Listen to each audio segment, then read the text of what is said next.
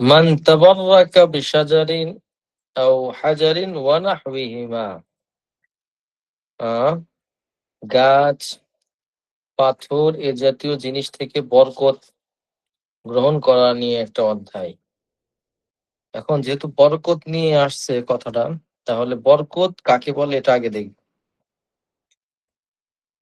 তাবাররাকা তাফাআলা মিনাল বারাকা, বরকত থেকে এসছে, তার মানে হলো প্রবৃদ্ধি। হিয়া কাসরাতুল খায়র ওয়া সুবুতুহু ওয়া হিয়া মা'খুযাতুম মিনাল বিরকা ওয়াল বিরকাতু মাজমাউল মাই ওয়া মাজমাউল মাই ইয়াতামাইয়াজু আন মাজরিল মাই বিআমরাইন আল কাসরাতু আস-সুবুতু। যাই হোক, বিষয়ে বিস্তারিত না বলে আমি মূল কথাটা বলি। সেটা হলো বরকতকে কেন বরকত বলা হয়।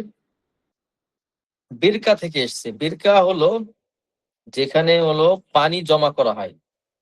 এখন পানি যেখানে জমা করা হবে তাহলে নিশ্চয়ই সেটা বেশি হবে, এবং যেখানে জমা করা হবে নিশ্চয়ই সেখানে সংরক্ষণ থাকবে। ওইখান থেকে মূলত বারাকা আসছে। তার মানে বরকত কোনো জিনিস হইতে হলে বেশি হইতে হবে এবং সেটা স্থায়ী হতে হবে। এই যে আমরা সাধারণত বলি অমুকের থেকে বারাকা নাও, তমুকের থেকে বারাকা নাও, আমি নিজেই বলতাম নাউজুবিল্লাহ মিন যালিক, একটু বরকত দিয়ে যান, হ্যাঁ, এ জাতীয় কথা যে বলতাম কিংবা মানুষ বলে, তাহলে বুঝতে হবে বরকত মানেই সে বুঝিনি। কারণ বরকত মানে হলো কাসরা, বেশি এবং স্থায়ী। মানুষ এই দুইটা কেউ কোনোটাই দিতে পারে না। মানুষ বেশিও দিতে পারে না, আবার মানুষ এটাকে স্থায়ীও করতে পারে না। কারণ আপনি বলতে পারেন যে এই তো টাকা পয়সা দেয়, বাপ মা টাকা পয়সা দেয়, ভাই ওটাকে তো বরকত বলে না। বরকত সাধারণত এটা দুনিয়াবি হিসাবে না, বরং আখেরাতের বিষয় নিয়ে মূলত বরকত শব্দটা আহ আলোচিত হয়। তো যাই হোক, মূলত বরকত জিনিসটা আল্লাহ রাব্বুল আলামিনের থেকেই আসে, এবং আল্লাহ রাব্বুল আলামিন কোরআন মাজিদের মধ্যে বলছেন, তাবারাকাল্লাযী বিয়াদিহিল মুলক ওয়া হুয়া আলা কুল্লি শাইইন কাদির। বরকতময় সত্তা যার হাতে সকল, বিয়াদিকাল খায়র, হ্যাঁ, বিয়াদিহিল মুলক, মুলকিয়াত রাজত্ব যার হাতে। অন্য আয়াতে আসছে তাবারাকাল্লাযী নাযালাল ফুরকানা আলা আবদিহি লিয়াকুনা লিল আলামিনা নাযীরা। আছে তাবারাকাল তাবারাকাল্লাযী নাযালাল ফুরকান, বরকতময় সত্তা যিনি ফুরকান নাযিল করেছেন। ফুরকান দ্বারা কোরআন এবং কোরআন বোঝায়। ফুরকানের অর্থ হলো সত্য মিথ্যার পার্থক্যকারী।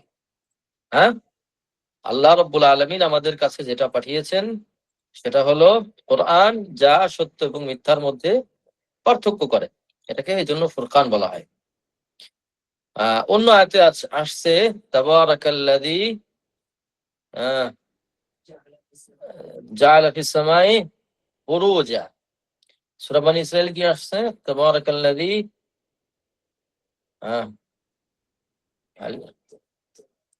কি যেন একটা, আরে না, সূরা বনী ইসরাঈল কি দিয়ে শুরু হয়েছে? সুবহানাল্লাহ, সুবহানাল্লাযী আসরা বিআবদিহি লাইলাম মিনাল মাসজিদিল হারামি ইলাল মাসজিদিল আকসা। তো যাই হোক, আপনারা যত জায়গা দেখবেন মানে আল্লাহ রাব্বুল আলামিনের সাথে বরকত সম্পর্কিত, এবং নিজের সাথে এটা ব্যবহার করেছেন। তাবারাকাল্লাযী, আল্লাহ তাআলা বরকত। হ্যাঁ, তো সুতরাং মাখলুকের ভেতর থেকে আপনার বরকতটা কামনা করতে গেলে আপনাকে দলিল লাগবে, 100% দলিল লাগবে। সেটা হলো মাখলুকের মধ্যে আল্লাহ তাআলা বরকত দিয়েছেন, বিশেষ করে নবীদের মধ্যে দিয়েছেন, কিন্তু আহ সাহাবা কিংবা হাওয়ারি, হাওয়ারি বলা হয় ঈসা আলাইহিস সালামের যারা সঙ্গী সাথী ছিলেন, আহ ইনাদের মধ্যে কোনো বারাকা নেই, কিন্তু নবীদের মধ্যে বারাকা ছিল। দলিল হলো আল্লাহ তাআলা বলছেন, যেটা সরি, ঈসা আলাইহিস সালামের কথাকে কোট করে আল্লাহ তাআলা বলছেন, ওয়াজআলানি মুবারাকা, আল্লাহ রাব্বুল আলামিন আমাকে মুবারাকা, বরকতময় হিসেবে সৃষ্টি করেছেন। এখন নবীরা বরকতময়, তাদের মধ্যে খের থাকে। তারা যেমন আল্লাহ নবী সাল্লাল্লাহু আলাইহি ওয়াসাল্লাম, আমরা শুরুতে পড়ছিলাম মনে হয় যে রাসূলুল্লাহ সাল্লাল্লাহু আলাইহি ওয়াসাল্লাম আলী রাদিয়াল্লাহু আনহুর চোখে থুতু দিয়ে দিলেন, ফলে মনে হলো যে তার চোখে কোনো সমস্যাই হয়নি। হ্যাঁ? তো তারপর রাসূলুল্লাহ সাল্লাল্লাহু আলাইহি ওয়াসাল্লাম পানি খেয়েছিলেন একটা মশকে। পরবর্তীতে ওই মস্ক থেকে ওই অংশটুকু কেটে রেখে দিয়েছিলেন একজন সাহাবা। তাকে বলা হলো, তুমি কাটলে কেন? তিনি বলছেন, আমি এখান থেকে বরকত গ্রহণ করব। তো বোঝা যাচ্ছে রাসূলুল্লাহ সাল্লাল্লাহু আলাইহি ওয়াসাল্লাম কিংবা নবীদের মধ্যে বারাকা রয়েছে।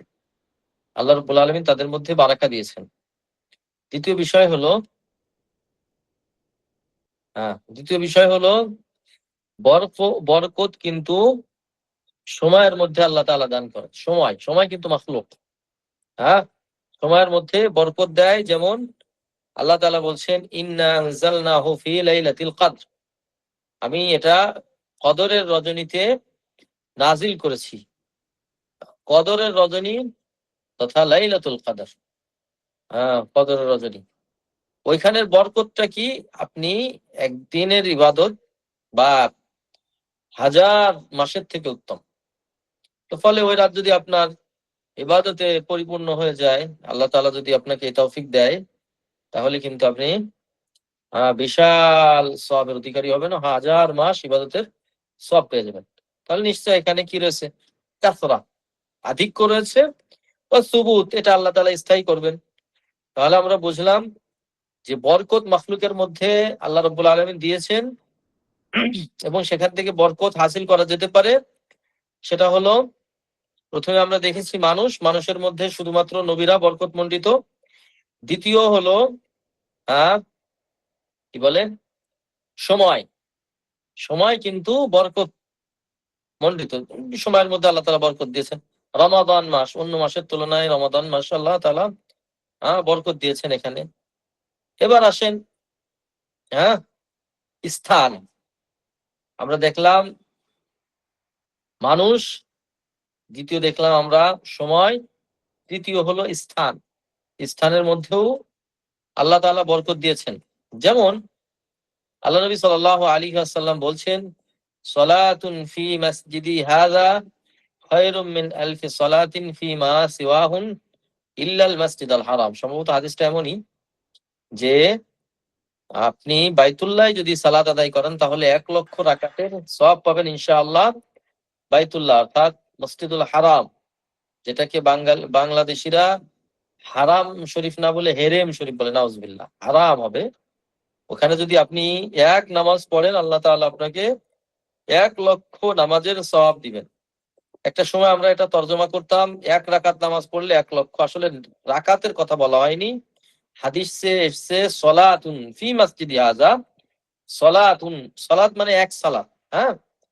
এক সালাত যদি আপনি মসজিদে নববীতে আদায় করেন, তাহলে আপনি 1,000 পাবেন। আর যদি আপনি মসজিদুল হারাম তথা মক্কাল মুকাররমায় আদায় করেন, তাহলে আপনি 1,00,000 সালাতের সওয়াব পাবেন ইনশাআল্লাহ। এই ক্ষেত্রে কিছু কিছু ভাই বলতে পারেন যে রাসূলুল্লাহ সাল্লাল্লাহু আলাইহি ওয়াসাল্লাম 50,000 বলেছেন। ভাই, আমরা আল্লাহর কাছে 50,000ই চাই, আল্লাহর কাছে চাই, কিন্তু ওই হাদিসটা দুর্বল, এজন্য ওই হাদিসটা আমরা আনলাম না। তবে ওই ধরনের হাদিসও রয়েছে, তবে মানের দিক দিয়ে দুর্বল। তাহলে আমি বরকত তিনটা জিনিসের মধ্যে, আল্লাহ ব্যতীত বরকত তিনটা মানে মাখলুকের ভিতরে 3 জায়গায় আমরা উল্লেখ করলাম। একটা হলো নবীদের মধ্যে বারাকা, দ্বিতীয় বিষয় হলো সময়ের মধ্যে আল্লাহ তাআলা বারাকা দিয়েছেন, তৃতীয় নাম্বার স্থানের মধ্যে বারাকা দিয়েছেন। আর এগুলি সব কল্যাণকর অর্থে ব্যবহৃত হচ্ছে। যেমন আপনি কদরের রাতের বারাকা পাচ্ছেন কিভাবে? ইবাদতের মাধ্যমে। আবার মসজিদে নববী কিংবা বাইতুল্লাহ বা মসজিদে আকসা, যেটাই বলেন না কেন, এখানে যে বরকতটা, সেটা কিন্তু আপনি সালাতের মাধ্যমে পাচ্ছেন। আমাদের উপমহাদেশে কিন্তু অনেকেই বাইতুল্লাহ গিয়ে কি করে, এই যে রুমাল কিংবা কাপড়, আমার মনে আছে, আমি দেখেছি, বাচ্চা আছে না পাকিস্তানিরা, আমার পাকিস্তানি ভাইয়েরা বাচ্চাদেরকে এরকম ধরে ধরে কাবা শরীফের সাথে এরকম ধরে ধরে এরকম করে। নাউজুবিল্লাহ মিন যালিক। আসলে এলেম না থাকলে যা করে। তারপরে কাবা শরীফের যে আছে, গিলাফ আছে না, গিলাফ কি করে, এরকম টেনে টেনে ছিঁড়ে নিয়ে আসে। এগুলির মাধ্যমে তারা আসলে বরকত গ্রহণ করতে চায়। কিন্তু বাস্তব কথা এখানের বরকত হলো ওইটাই যেটা রাসূলুল্লাহ সাল্লাল্লাহু আলাইহি ওয়াসাল্লাম করেছেন, বলে গিয়েছেন। ওটার মধ্যে আপনি বারাকা পাবেন। কারণ এখানের বারাকাগুলি হলো এমন না যে আপনি একটা একটা আ হ্যাঁ, বুঝছি ফরহাদ ভাই, বুঝছি। তো এখানের বরকতটা এমন না যে আপনি কথার কথা সরাসরি দেখতেছেন যে অনেক বেড়ে যাচ্ছে। বিষয়টা এরকম না। তবে অনেক সময় বেড়ে যায়, যেমন আপনি পানি অল্প একটু পান করেছেন, দেখা গেল বিশাল তৃষ্ণার্ত ছিলেন। অল্প একটু পানি পান করার কারণে আল্লাহ তাআলা আপনার তৃষ্ণা দূর করে দিয়েছেন। এটা কিন্তু বারাকা। তো মূল এখানে যেটা নিয়ে আলোচনা হচ্ছে সেটা হলো আ স্থান, কিভাবে এখান থেকে আপনি বরকত নিবেন।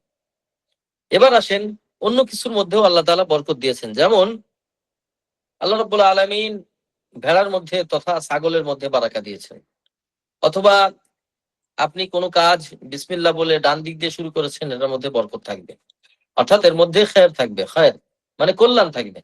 মূলত এখানে এটা বোঝানো হয়েছে, কল্যাণ থাকবে। তারপর আপনি খাবার খাচ্ছেন বিসমিল্লাহ বলে ডান হাত দিয়ে নিজের কোলের সাইডের থেকে খাচ্ছেন। এখানে আল্লাহ তাআলা বারাকা দিবেন। বারাকা মানেই কথার কথা অল্প একটু খাবারের মধ্যে খাইলেন, সাথে কিংবা অল্প একটু খাবার দিয়ে ১০ জনের হয়ে যাইতেই হবে, না হলে বরকত হলো না। বিষয়টা এমন না। অনেক সময় আছে না, অনেকে বলে যে কি ব্যাপার, এতখানি খাবার খেলাম, পেট বলল না, আবার বিসমিল্লাহ বললাম, তোমরা বললে বরকত হবে, এখন বরকত হলো না। প্রিয় ভাই, বরকত মানেই যে আপনাকে পেট ভরতে হবে বিষয়টা এমন না। এমন হইতে পারে যে এই খাবারটার কারণে আল্লাহ রাব্বুল আলামিন আপনাকে উম অসুস্থতা থেকে বাঁচিয়ে দিয়ে মানে রক্ষা করেছেন। অথবা আল্লাহ রাব্বুল আলামিন আপনাকে এই খাবারের মাধ্যমে আ শক্তি দান করেছেন বেশি, অথবা ইত্যাদি হইতে পারে। তো বরকত মানেই যে সাথে, সাথে ওই জিনিসটাই বেড়ে যাবে বিষয়টা এমন না। কল্যাণ হইতে পারে, ওর মধ্যে কল্যাণ হইতে পারে, অথবা ওটার স্থায়িত্ব হইতে পারে ইত্যাদি। ভেড়ার মধ্যে আল্লাহ তাআলা বারাকা দেন। দেখেন বরকতের একটা উদাহরণ নিয়ে কিন্তু কোন একজন মনীষীর মুখ থেকে শুনেছিলাম। কোন একজন মনীষী বলতেছেন, আসলে এটা কোরআন হাদিসের কথা না, কিন্তু যেহেতু মনীষী বলেছেন এবং বাস্তবতাও আমরা দেখি, তিনি বলতেছেন, বাবা কুকুরের কয়টা ছানা হয়? কুকুরের ছানা হয় কয়টা? আসলে কয়টা হয় আমি জানি না। বেশি তো হয় নাকি? একটার বেশি হয় না? হ্যাঁ, কুকুরের ছানা তো বেশি হয় না? স্যার, ১টা থেকে ৭টা পর্যন্ত হয়। এই তো। এখন দিন শেষে আপনার এলাকায় কুকুরের সংখ্যা বেশি না গরুর সংখ্যা বেশি? কুকুরের গরু। সংখ্যা বেশি না ছাগলের সংখ্যা বেশি? এই যে শিয়াল বা কুকুর বা এ জাতীয় যে সমস্ত পশু রয়েছে, দেখেন এটা কিন্তু সংখ্যা বেশি হয়, কিন্তু বেশি থাকে না। পক্ষান্তরে সংখ্যায় অল্প হয়, কিন্তু আল্লাহ তাআলা স্থায়ী রাখেন, বাঁচিয়ে রাখেন। ওর মাধ্যমে অর্থনীতিকে আল্লাহ তাআলা স্ট্রং করেন। বিড়ালের বাচ্চা, এই যে আমার অফিসের পাশে একটা বিড়ালে অনেকগুলোই বাচ্চা প্রসব করেছিল। শেষ পর্যন্ত একটা বাচ্চাও নেই। আমরা তার সেবা করলাম বসে, বসে। হ্যাঁ? এই যে শীত গেল, অনেকভাবে চেষ্টা করলাম যে যেন শীতে শীতে কষ্ট না পায়। যে একটা বাচ্চাও আল্লাহ বাঁচিয়ে রাখলেন না, নিয়ে গেলেন। অথচ আমাদের ওই সময়ের মধ্যে হয়তো কারো ছাগলের বাচ্চা হয়েছে বা গরুর বাচ্চা হয়েছে। কয়জনের গরুর বাচ্চা মারা গেছে বলেন? তো মূলত উনি বুঝাইতে চাইছেন যে এটাই হলো বরকত। যে সংখ্যায় নয়, সংখ্যায় যে অনেকগুলো হচ্ছে বিষয়টা এমন না। বরং ওর মাধ্যমে কল্যাণ আল্লাহ তাআলা বেশি রাখতেছেন। আশা করি বরকতের বিষয়টা আপনি বুঝেছেন। এবার আসেন ব্যক্তি থেকে আপনি ব্যক্তি বা পাথর বা গাছপালা বা ইত্যাদি থেকে আপনি বরকত নিবেন। এটা শরীয়তের কিছু রুলস রয়েছে যে আপনি এই বরকত দ্বারা কি উদ্দেশ্য নিচ্ছেন। যদি মনে করেন যে না, আমি একটা আম গাছ লাগিয়েছি, এর থেকে আমি বরকত নিব। তো আপনি বিষয়টা ওইভাবে না বললে আপনি বলেন যে আমি একটা আম গাছ লাগিয়েছি, আল্লাহ তাআলা আমার এই আম গাছের মধ্যে বারাকা দান করুন যেন আমার ফ্যামিলিটা ভালো করে খেতে পারে। অথবা আপনি ধান লাগিয়েছেন বা কোনো একটা ফসল ফলিয়েছেন, আপনি আল্লাহর কাছে বারাকা চান। কিন্তু বলবেন না যে আমি এই জিনিস থেকে বরকত চাচ্ছি। এই জিনিস আমাকে বরকত দিক, বা অমুক হুজুর আমাকে বরকত দিয়ে যাক। না, আপনি বলতে পারেন অমুক অমুক হুজুর আসছেন কি অমুক শেখ আসছেন, আপনার এলেমের বরকত চাই বা আল্লাহর কাছে আপনার থেকে বারাকা চাই। বা আল্লাহ আপনার মাধ্যমে আল্লাহ তাআলা আমাদেরকে বারাকা দান করুন। ওই ইলমি বারাকা হইতে পারে বা নসিহতের বারাকা হইতে পারে, হ্যাঁ, এই ধরনের বারাকা আপনি হইতে পারে, কিন্তু এই ধরনের কথা বলা ঠিক না, কারণ এগুলি মানুষের শিরকের দরজা খুলে দেয়। আশা করি বিষয়টা বুঝতেছেন।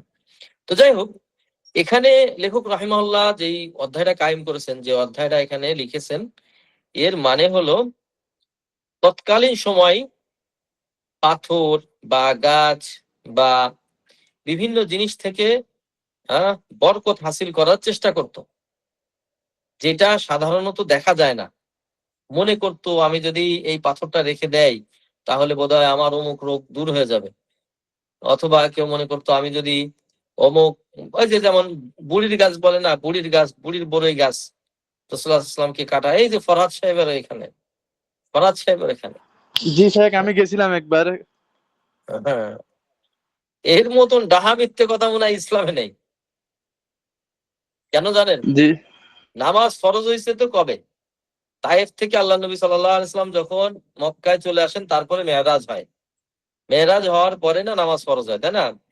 এখন মেরাজ হওয়ার পর তো আল্লাহ নবী সাল্লাল্লাহু আলাইহি ওয়াসাল্লাম আর কোনোদিন তায়েফ যাননি। তাহলে ওই বুড়ি তাহলে ফজরের সময় কাঁটা বিছাইতো কেমনে সম্ভব? প্রতিদিন তায়েফ থেকে কি মক্কা শহরে এসে তৎকালীন সময়ে কাঁটা বিছানো সম্ভব হইতো? না। যদি কাঁটা বিছানোর এই ঘটনা সত্যই হইতো, তাহলে এটা মক্কায় হওয়া উচিত ছিল, তায়েফে না। কারণ তায়েফে তো যখন গিয়েছিলেন আল্লাহ নবী সাল্লাল্লাহু আলাইহি ওয়াসাল্লাম, তো উনি তো সীমিত সময়ের জন্য গিয়েছিলেন। আশপাশের মানুষ তো তাকে পাথর মেরেছেন। হ্যাঁ, আল্লাহ নবী সাল্লাল্লাহু আলাইহি ওয়াসাল্লাম তো ওখানে টিকতেই পারেননি। নামাজ পড়তে গেলেন কখন আর কখন কি করলেন? ওই সময় তো নামাজই ফরজ হয়নি, তাই না? ওটা মানে ডাহা একটা মিথ্যা কথা। কিন্তু বাঙালিরা, যে নুরুল ইসলাম ফারুকী সাহেবের কিছু ব্লগ ভিডিও আছে, ওই অনলাইনে ঘুরে বেড়ায়, সেখান থেকে বিভিন্ন মানুষ ওই বুড়ির বাড়ি, ওই সাহাবী গাছ, ওই অমুক গাছ, তমুক গাছ, এগুলো করে করে এখান থেকে মিথ্যা, বানোয়াট, জাল, কিচ্ছা কাহিনী বলার পর মানুষ ওইখানে গিয়ে ওইখান থেকে, হ্যাঁ, বরকত নেওয়ার চেষ্টা করে। বুড়ির বুড়ির কাঁটা গাছ যদি কথার কথা ভালো কিছুই হবে, তাহলে তো ওই ওই কাঁটার গাছরে জ্বালাই দেওয়া উচিত ছিল সবার আগে, তাই না? ওটা তো দেখতে যাওয়া উচিত না, কারণ যেই কাঁটা কথার কথা, যেই কাঁটা আল্লাহ নবী সাল্লাল্লাহু আলাইহি ওয়াসাল্লামকে কষ্ট দিয়েছে, ওই কাঁটা আপনি রাখবেন? তাহলে বুড়ির বুড়ির বড়ই গাছ মানুষ রাখে? আপনি, আপনার বাংলাদেশ 5 তারিখে স্বাধীন হইতে পারলো না, তার আগে শেখ মুজিবারে আপনি দেখলাম তো শেখ মুজিবের মাথার উপরে উঠে ওই সেই 5 তলার উপরে উঠে কথার কথা পেশাব করতেছে, তারপরে ওটা ভেঙে গুঁড়ো করে দিয়েছে। শেখ মুজিবার কে মানুষ যতটা ভালোবাসে কিংবা ঘৃণা করে, আল্লাহ নবী সাল্লাল্লাহু আলাইহি ওয়াসাল্লামকে যারা কষ্ট দিয়েছেন তাদের বেলায় মুসলিম উম্মাহ ঘৃণা কি কম প্রদর্শন করে না বেশি প্রদর্শন করে? নিশ্চয় বেশি। যে জিনিসটা আল্লাহ নবী সাল্লাল্লাহু আলাইহি ওয়াসাল্লামকে কষ্ট দিয়েছেন, যারা কষ্ট দিয়েছেন তাদের প্রতি আমাদের বিদ্বেষ সব থেকে বেশি। এখানে তো রাজনৈতিক একটা বিদ্বেষ, রাজনৈতিক বিদ্বেষ অনেক সময় দেখা যায় ঘরের ভেতরে সব এক, ঘরের বাইরে মানুষকে দেখানোর জন্য বিদ্বেষ, অনেক বিদ্বেষ পোষণ করে, লালন করে, দেখায়। তো ওই বিদ্বেষে যদি কারো মূর্তির উপরে উঠে পেশাব করে বা ভেঙে মাটিতে গুড়িয়ে দেয়, তাহলে যেই বড়ই গাছ বা যেই গাছের কাঁটা দিয়ে আল্লাহ নবীকে কষ্ট দেওয়া হতো বলে কথিত রয়েছে, সেই বড়ই গাছকে বিগত 1400 বছর মানুষ পুজো করবে? আপনার তাই মনে হয়? এই পূজা করলে তো কথার কথা কাফের মুশরিকরা করবে, কারণ কাফের মুশরিকরা আল্লাহ নবী সাল্লাল্লাহু আলাইহি ওয়াসাল্লামকে দেখতে পারে না, কিন্তু মুসলিম উম্মাহ তো পছন্দ করে। অথচ কিছুদিন আগে শুনলাম, মানে 2012 সালের দিকে গেছিলাম যখন, শুনলাম যে এই মাত্র কিছু কাল আগে সেই বড়ই গাছ শুকায় মরে যাওয়ার কায়দা, ওই মানুষ ওইখান থেকে বিভিন্ন সাল বাকল তুলে নিয়ে এসে খায় দায়, কত কিছু করে, রোগ বালা মুসিবত মার। এইগুলি মুসলিম নামে কলঙ্ক। এই বড়ই গাছ যদি সঠিকও হয়, উচিত ছিল হলো জামারায় যেমন পাথর মারে, জামারায় পাথর মারা মানে কি বুঝতেছেন? ওই যে হজের সময় বলে না শয়তানরে পাথর মারে, শয়তানরে তো না, জামারায় পাথর মারা। জামারায় পাথর মারতেছে কেন? কারণ ওখান থেকে ইবলিশ শয়তান আহ ধোঁকা দিয়েছিল বলে একটা রেওয়ায়াতে আছে। তো ওই কারণে যদি আপনি এখনো পর্যন্ত জামারায় পাথর মারেন, তাহলে আল্লাহ নবী সাল্লাল্লাহু আলাইহি ওয়াসাল্লামকে যারা কষ্ট দিয়েছে বা যে গাছের কাটা কষ্ট দিয়েছে, সেই গাছকে মুসলিম উম্মাহ তো কখনোই এতদিন পর্যন্ত রেখে দেবে না। আমার কথা কি আপনারা বুঝেছেন? জি ইনশাল্লাহ শাইখ, বুঝতে পারতেছি। না আর কেউ কথা বলবে না? এটা বুঝতে, এটা কিন্তু খুব গুরুত্বপূর্ণ একটা অধ্যায়, এজন্য আমি অনেক কথা বলতেছি। জি শাইখ। সুতরাং আমরা শুনেছি যে ওই বড়ই গাছের ছাল বাকল দিয়ে মানুষ ইস্তেফাদা নিয়েছে। যে বড়ই গাছের কাঁটা দিয়ে আল্লাহ নবীকে কষ্ট দিয়েছেন বলে কথিত রয়েছে বা মানুষ বিশ্বাস করে, সেই বড়ই গাছকে মানুষ বরকত নেয়। তার মানে কি, যদি ওই বড়ই গাছ রসুলকে হেল্প করে থাকে তাহলে কথার কথা সেখান থেকে আপনি বরকত নিয়েছেন, কথার কথা কিছুটা আকলযোগ্য।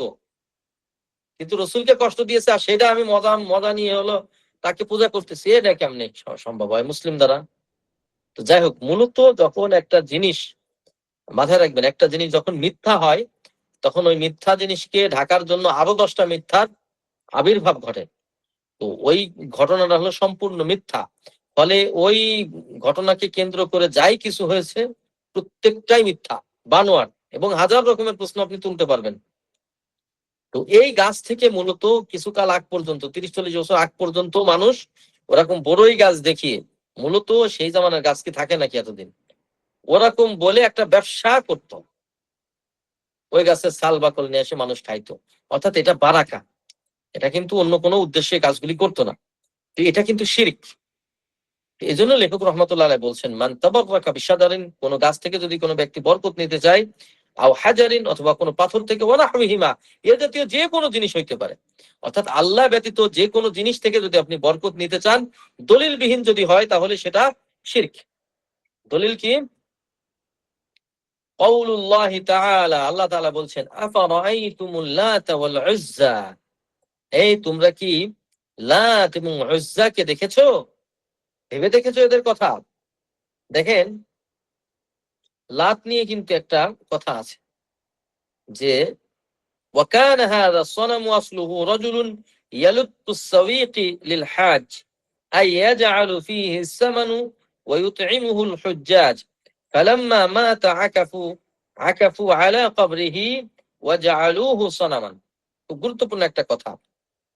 আল্লাহ তাআলা যে, ওই যে আপনারা শুনেছেন না যে মক্কার কাফের মুশরিকরা লাত, উজ্জা, মানাত, হবল ঠবল বিভিন্ন কিছুর পূজা করত, তার মধ্যে কিন্তু লাত নামক একটা কি ছিল, মূর্তি ছিল, আবার উজ্জা নামে একটা মূর্তি ছিল।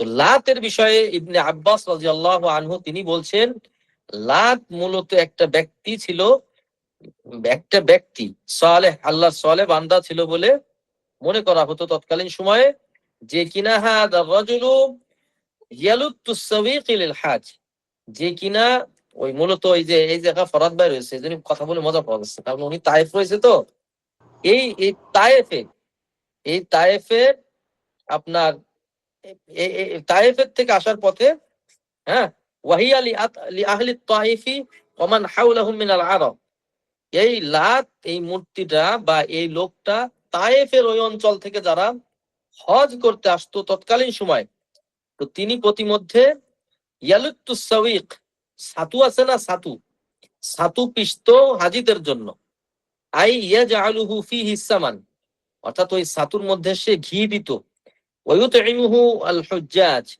তারপরে তিনি ওইটাকে হাজিদের দিয়ে খাওয়াইতো। অর্থাৎ মূল কথা, তিনি হাজিদেরকে মেহমানদারি করত।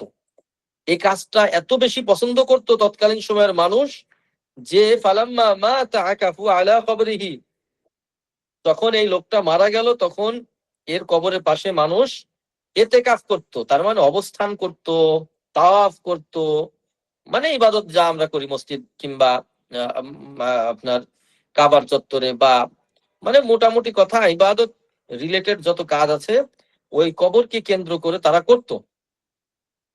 পরবর্তীতে একটা সময় এসে ওই লাতের অনুকরণে একটা মূর্তি তৈরি করা হলো এবং ওই মূর্তির নাম দেওয়া হতো লাত। লাত কেন বলা হয়েছে বললাম, ইয়ালুত্তু সাওয়ীক, ওই ছাতু পিষতো, এজন্য তাকে বলা হতো লাত।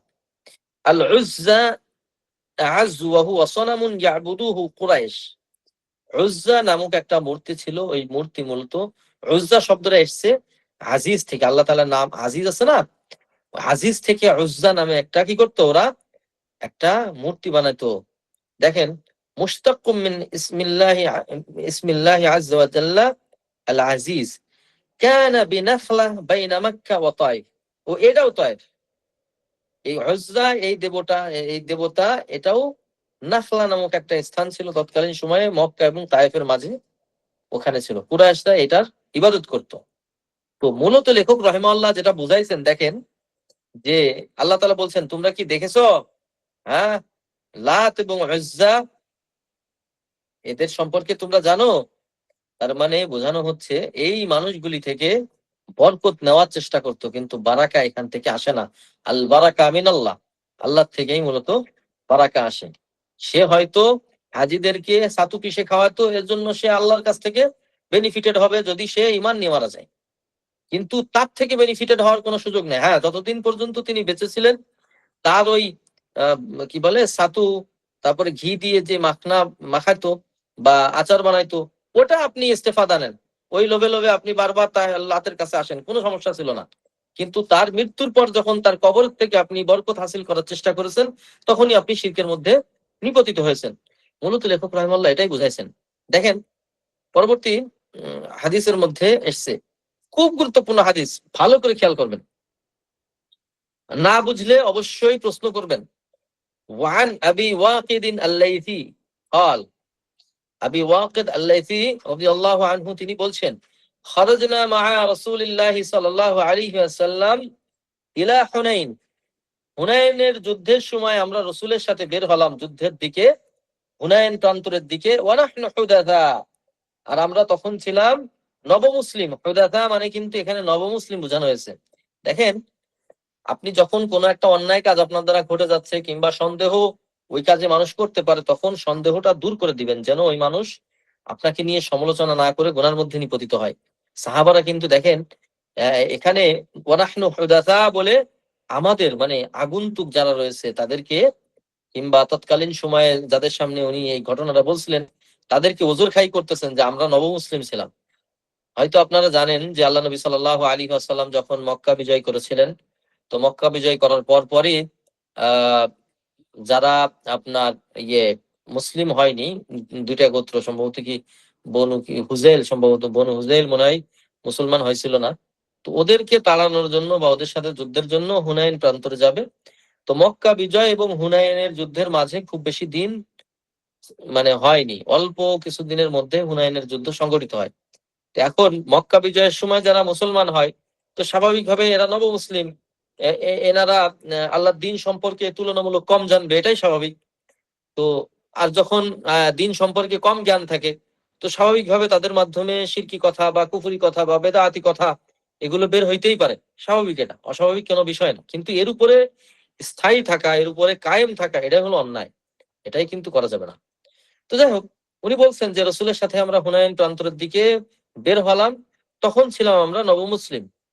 আহেদিন বি কুফর মানে অল্প কিছুদিন আগেই আমরা কি ছিলাম, কাফের ছিলাম, অর্থাৎ আমাদের কুফরি সময়কালের থেকে মুসলিম হওয়ার সময়কাল খুব বেশি দিন হয়নি।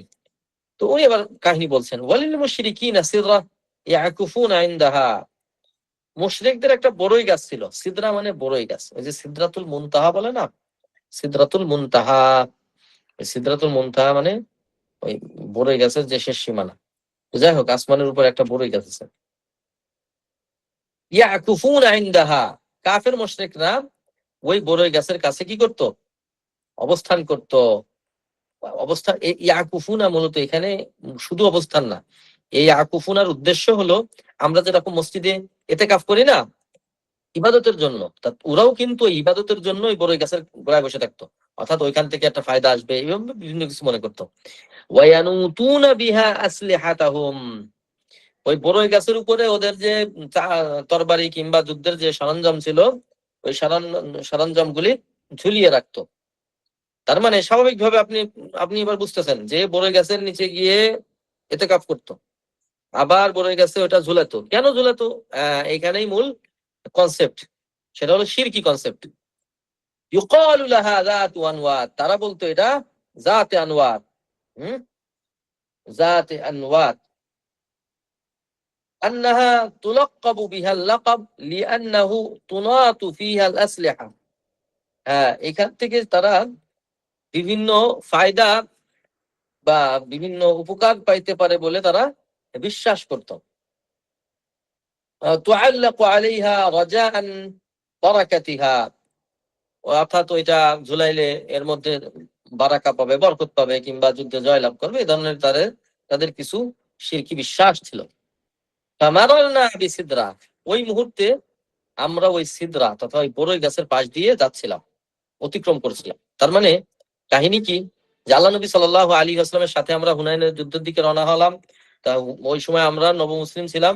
তো কাফের মুশরিকদের কিন্তু একটা বড়ই গাছ ছিল যেখানে তারা অবস্থান করত।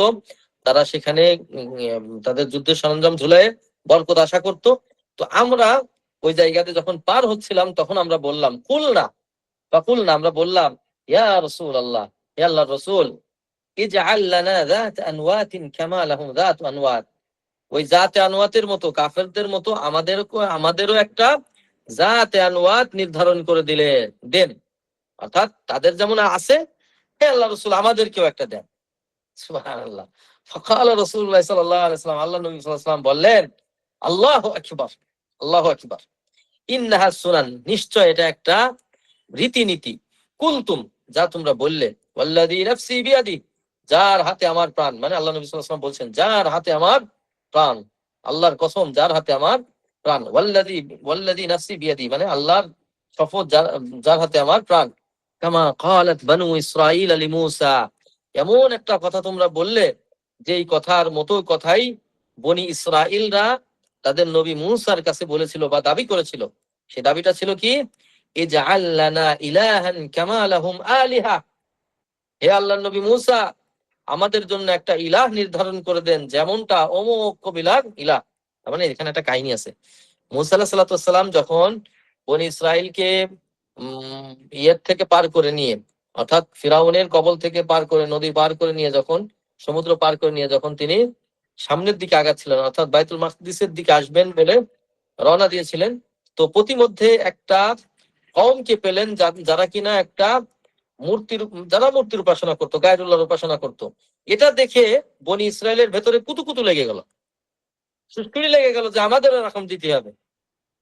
আসলে তাওহীদের জ্ঞান না থাকলে যা হয়, তো তারা যেহেতু তাওহীদ জানতো না, এজন্য তারা এই ধরনের শিরকি বা কুফরি দাবি করে বসলো।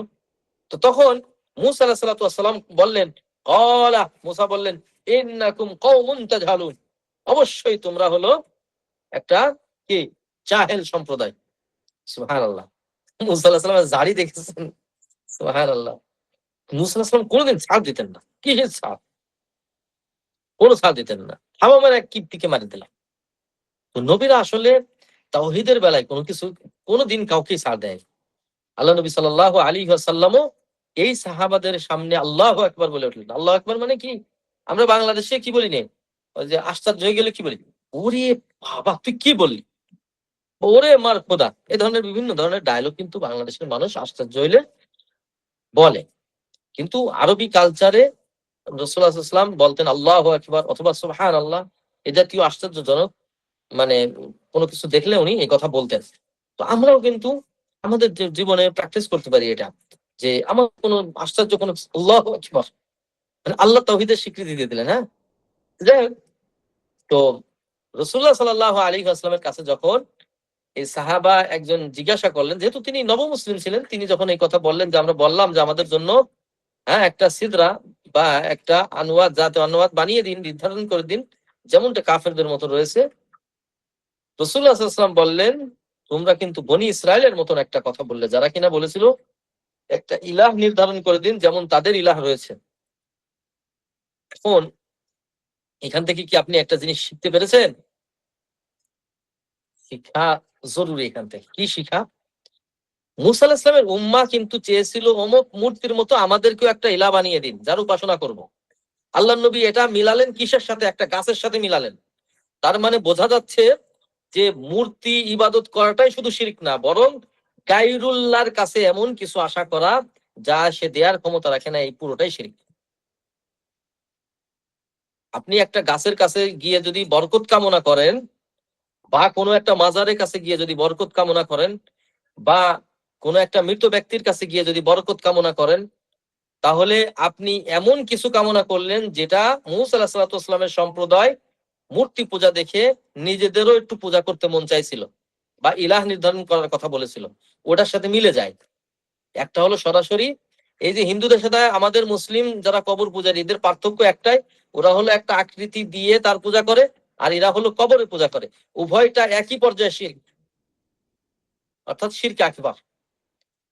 হ্যাঁ, প্রিয় উপস্থিতি বা প্রিয় ছাত্র ভাইরা বা তাহলে বললেন ভাইরা, আপনারা এখান থেকে বুঝে নিবেন যে বরকত জাস্ট ওদের চিন্তা ভাবনা এটাই ছিল যে এই বড়ই গাছের নিচে বসলে আমরা যুদ্ধে জয়লাভ করব, বা আমাদের আমাদের এই কি বলে আমাদের এই যুদ্ধের সরঞ্জাম যদি এই গাছে ঝুলিয়ে রাখা হয়, তাহলে এই গাছের মাধ্যমে আমরা একটা বরকত পেলাম, বা এই কারণে আমরা যুদ্ধে জয়লাভ করব। এই যে চিন্তা ভাবনা, এই কনসেপ্টটাকেই ইসলাম ধ্বংস করে দিয়েছেন। আল্লাহ নবী সাল্লাল্লাহু আলাইহি ওয়াসাল্লাম ইনস্ট্যান্ট তিনি কিন্তু ওজর খাই করতে পারতেন যে এই তুমি তুমি তো আসলে এখনো তাওহীদ জানো না, কিংবা এই ধরনের কথা বলতে হয় না। আমরা আমাদের সন্তানদের কি বলি, যদি একটা শিরকি কথা বলে ফেলে কিংবা এই জাতীয় কথা বলে ফেলে, আমরা কিন্তু ও বলে ছোট মানুষ, ও বড় হলে ঠিক হয়ে যাবে, এই ধরনের কথা বলে উড়াই দিই না। এই ধরনের দিন বিরোধী কোনো কথার ক্ষেত্রে অবশ্যই আপনাকে স্ট্রেট ফরওয়ার্ড কথা বলতে হবে। আল্লাহ নবী সাল্লাল্লাহু আলাইহি ওয়াসাল্লাম কিন্তু তার সঙ্গী সাথী যাদেরকে নিয়ে তিনি জিহাদের ময়দানে যাচ্ছেন, তার মানে সৈন্যবাহিনী বিগড়ে গেলে সমস্যা, কিন্তু ইনস্ট্যান্ট তিনি তাদের তাওহীদকে শুদ্ধ করে দিয়েছেন। তার মানে বুঝতে হবে আকীদাকে বিশুদ্ধ করা খুবই জরুরি। তারপরে আল্লাহ নবী সাল্লাল্লাহু আলাইহি ওয়াসাল্লাম বললেন, লা তারকাবুন্না সুনানা মান কানা ক্বাবলাকুম, তোমরা অবশ্যই অবশ্যই তোমাদের পূর্ববর্তীদের যে রীতিনীতি রয়েছে তার অনুসরণ করে চলবে। অনুসরণ করে চলবে তার মানে তোমরা চলো এটা নির্দেশ করেছেন না, আল্লাহ নবী আশঙ্কা প্রকাশ করেছেন যে তোমরা এই কাজই করে বসবে। অর্থাৎ তাওহীদ না জানলে আপনি এই কাজই করে বসবেন, বারবার বারবার আপনি শিরকি কাজ করবেন। তো এজন্য এখান থেকে আমাদের সরে আসতে হবে। রাওয়াহু তিরমিজি ওয়া সাহাহাহু, সাহাহাহু কে দেখে নিন। قال حسن صحيح، أحمد في مسند ابن أبي عاصم في السنة، وابن حبان والطبراني في الكبير والبيهقي। হাদিসটা বিশুদ্ধ হাদিস। তো যাই হোক, আলহামদুলিল্লাহ আমরা খুব গুরুত্বপূর্ণ একটা জিনিস জানলাম, সেটা হলো একমাত্র বারাকা আপনি কামনা করতে পারেন শরিয়াতে যেগুলি এলাও করেছে।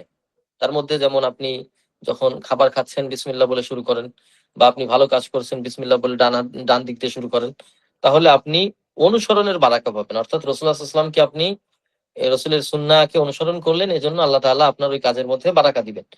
সে বারাকাটা দুনিয়ার খায়ের দিতে পারেন অথবা আখিরাতে প্রতিদান দিতে পারেন, এই হিসেবে বারাকা। তারপরে আপনি রাসূলুল্লাহ সাল্লাল্লাহু আলাইহি ওয়াসাল্লামের বা নবীদের থেকে বারাকা কিভাবে পেতে পারেন, বর্তমানে কিভাবে পেতে পারেন, তৎকালীন সময়ে রাসূলের সরাসরি শরীর থেকে তারা বারাকা নিতেন কিভাবে, রাসূলের থুতু থেকে নিয়েছেন, বা রাসূলুল্লাহ সাল্লাল্লাহু আলাইহি ওয়াসাল্লামের মুখ লাগিয়ে যেখানে খেয়েছেন সেখান থেকে বারাকা নিয়েছেন। কিন্তু বর্তমানে রাসূলের থেকে বারাকা পাওয়ার পথ একটাই, সেটা হলো রাসূলুল্লাহ সাল্লাল্লাহু আলাইহি ওয়াসাল্লামের সুন্নাহ অনুসরণ। এটা যদি আপনি করতে পারেন তাহলে এটার মধ্যেই বারাকা থাকবে ইনশাআল্লাহ। আর আরেকটা বিষয় মাথায় রাখবেন যে বীর্যের মাধ্যমে কখনো বারাকা ট্রান্সফার হয় না। আল্লাহ নবী সাল্লাল্লাহু আলাইহি ওয়াসাল্লামের সন্তান যারা তার থেকেই আসছে, তাদের মধ্যে কিন্তু সত্তাগত কোনো বারাকা ছিল না। হ্যাঁ, তাদের ইলমের মধ্যে বারাকা ছিল, কিংবা তারা যে ভালো ভালো কাজ করেছেন তার মধ্যে আল্লাহ তাআলা বারাকা দিয়েছেন। কিন্তু ওটা থেকে আমাদের বারাকা পাওয়ার পদ্ধতি একটাই, সেটা হলো তারা যে হাদিসগুলি বর্ণনা করে গিয়েছেন আপনি যদি সেটা পালন করতে পারেন, এটাই বারাকা। কিন্তু ওই ব্যক্তি থেকে বারাকা নেওয়ার সুযোগ নেই। যেমন কোন ব্যক্তি আবু বকর রাদিয়াল্লাহু তাআলা আনহু থুতু নিয়ে বারাকা নিতেন না, কোন ব্যক্তি আবু বকর রাদিয়াল্লাহু তাআলা আনহুর সাথে মুসাফা করে বারাকা নিতেন না। অর্থাৎ বর্তমান সময়ে আমাদের আমাদের বাংলাদেশের পীর সাহেব বা বিভিন্ন কিছু এই যে বারাকা নেওয়ার যে পদ্ধতিগুলি রয়েছে, হ্যাঁ, এগুলি কিন্তু সম্পূর্ণ শিরকি পদ্ধতি। এগুলির মাধ্যমে শিরকের দরজা খুলে যায়। এগুলি এজন্য এই কাজগুলি করা যাবে না। আপনি লাইলাতুল কদর থেকে বারাকা নিতে পারেন। আপনি আসরের সময়, এটাও কিন্তু বারাকা। এর মধ্যে বারাকা রেখেছেন, এখানে আল্লাহ তাআলা দোয়া কবুল করেন। এটা কিন্তু একটা বারাকা। আপনি এই হিসেবে বারাকা নিতে পারেন। আপনি তাহাজ্জুদের সালাতের মাধ্যমে বারাকা নিতে পারেন।